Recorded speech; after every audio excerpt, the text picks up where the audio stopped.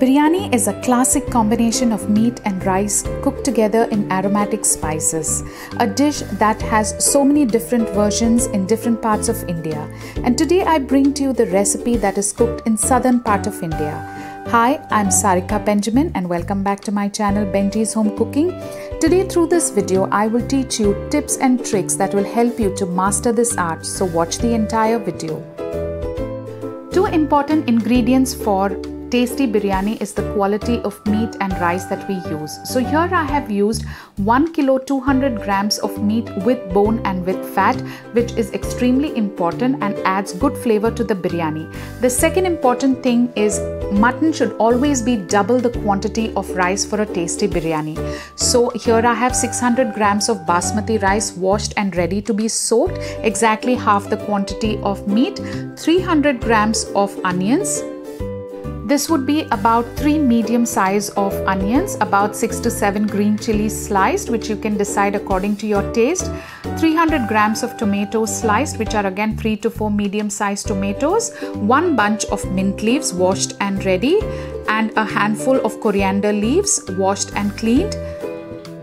In the spices, I have taken 2 inch of cinnamon, 5 cardamoms, 5 cloves, 2 to 3 bay leaves, a lemon, salt to taste, 2 heaped tablespoons of ginger and garlic paste, and 2 tablespoons of chilli powder.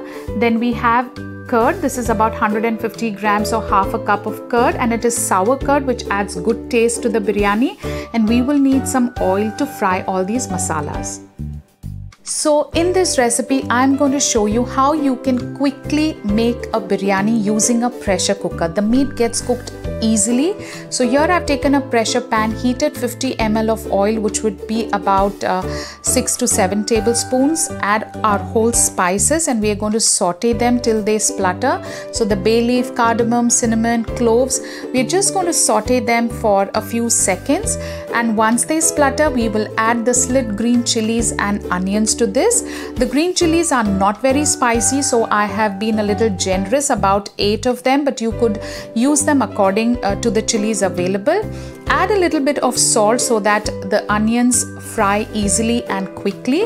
So we need to make the onions nice and brown. That is a secret to a good biryani. You can see here the onions are nice, brown and evenly brown. So we need to keep stirring as we fry them.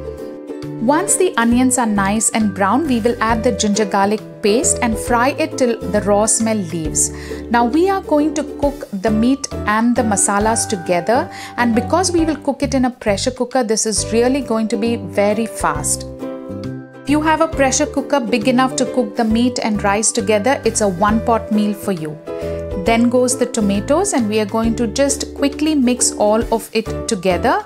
Once the tomatoes are mixed well with the onion and ginger garlic, we are going to add the washed mint leaves, and we are going to cook all of this till they are nice and soft. The tomatoes need to be well cooked, nice and soft. If you don't have a very big pressure cooker, you can at least cook the meat masala in the pressure cooker.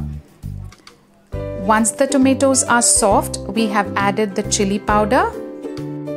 Once the chilli powder is fried well, we will add the curd. This is sour curd, and make sure when you add the curd, you keep the flame on minimum so that the curd doesn't split. And we're going to fry all of this till the mixture becomes one and you see some oil floating on the top. So you can see here the masala is so well cooked, the curd is mixed well and the oil is floating. This is how we want it. And at this stage we will add all the meat and mix it well and pressure cook it for 3 whistles till the meat is well cooked. It could be 3 or 4 whistles according to the pressure cooker you're using. I am not going to add any water while pressure cooking because there is enough water in the curd, the tomatoes and onions. Add the salt before we pressure cook. Add it according to your taste. Remember, there has been a little salt in the onions when we were sauteing them. So now I'm going to pressure cook this for about 3 to 4 whistles. And you can see that after pressure cooking for about 4 whistles, there's been so much of water that has come from the meat and the other ingredients, and the meat is tenderly cooked. This is how we want it to be. So here the basmati rice has been soaking in water for about half an hour. I have used 2.5 cups of rice with this measurement. So Ideally, the water should be 5 cups, but I'm going to use only 3.5 cups of water, keeping in mind there'll be enough water that the meat has when it was pressure cooked. So here you can see this is almost a cup of water that has come. I've transferred it into a vessel. Just for those who do not have a bigger pressure cooker, this is how you can do it. Remember to drain the excess water from the rice soaking. This will eliminate the starch and any excess quantity of water then measured. To the meat gravy that we transferred in the vessel, I'm adding 3.5 cups of hot water and salt to taste. Always taste before you add the salt. That's the best way to decide the quantity of salt you require. And once you have added this water, let it come to a good roll boil. Once the meat gravy boils well, it is only then that we will add our soaked rice. Draining the excess water from the soaked rice ensures that we are using the right quantity of water and also eliminates starch from the rice. And here we add lemon juice. The excess starch can make the rice sticky, and that is why some people complain that the biryani is not nice and flaky. So here I'm going to cook this rice along with the meat gravy for about 7 to 8 minutes with the lid on high flame. After cooking for about 7 to 8 minutes with a lid on and on a high flame, the water has almost evaporated. The rice is 75% cooked and you can see the tiny bubbles of water. This is exactly where we want to start giving dum. For that, I have heated a tawa on high flame for about 5 to 7 minutes. And once the tawa is nice and hot, we are going to keep our biryani pot on this tawa. Wet a clean cloth, squeeze out any excess moisture, lay it on the mouth of the pot, put a lid on and seal it from all sides. Make sure that at this point the flame is on minimum and you cook it for about 15 to 20 minutes on dum.